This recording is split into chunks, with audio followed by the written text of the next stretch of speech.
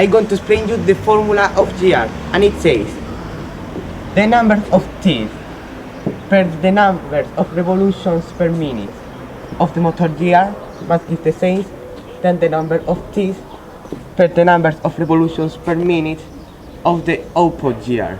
Hello, I'm Alejandra and I'm going to tell you about reduction gears. That's the one that the motor gears is smaller than the output gears.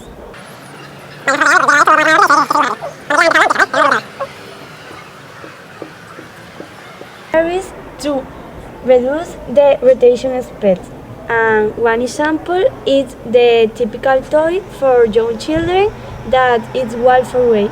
I'm going to explain why we need to use lubricant in gears. Basically, we need to use them because it reduces friction, which improves the mechanical performance. It also reduces the noise produced by the gears when it turns, and finally, it reduces also the heat. Hello, I am Antonio. I am going to explain the multiple gear drill. The force and rotation is a system made up of several core gears placed in series. Leonard invented a velocity box with gears of different size. The first gear shift. Hello, I'm Concha. I'm going to explain the formula of the gears.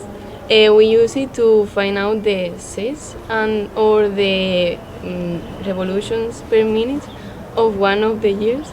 And here is a drawing to understand it better. The formula is Cs1 multiplied by N1, that is Cs2 multiplied by N2.